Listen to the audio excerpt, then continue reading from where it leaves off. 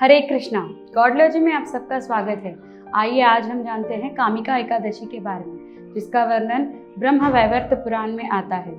एक समय युधिष्ठिर महाराज भगवान श्री कृष्ण के पास जाते हैं और उनसे पूछते हैं, हे कृष्ण, आपने मुझे शयन एकादशी के बारे में बताया, अब मुझे कृपा करके आप श्रावण मास के कृष्ण पक्ष में पड़ने वाली एकादशी के बारे में बताइए। इसका महात्म्य क्या है और इस एकादशी में किसकी उपासना करनी चाहिए, कृपा करके मुझे बताइए। तब भगवान श्री कृष्ण कहते हैं, इसके बारे में मैं तुम्हें अवश्य बताऊंगा, सिर्फ ध्यान से सुनो, जो कि सारे पापों को नष्ट करने वाला है।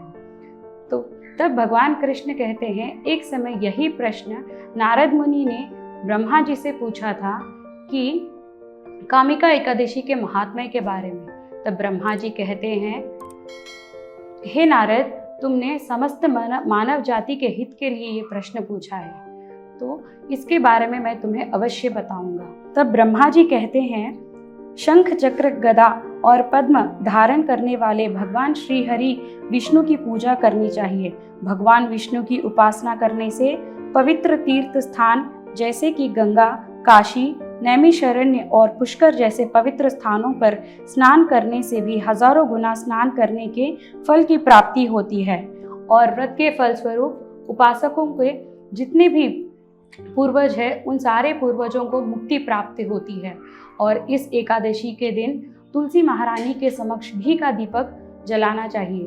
तुलसी महारानी के समक्ष घी का दीपक जलाने से कभी भी नरक के दर्शन नहीं होते, और जितने भी पूर्वज है उन सभी पूर्वजों को वो तर जाते हैं। और जो भी मनुष्य इस एकादशी के व्रत का पालन करता है, वो सभी पापों से नष्ट, उसके सारे पाप नष्ट हो जाते हैं और वो स्वर्ग जाने के योग्य बन जाता है।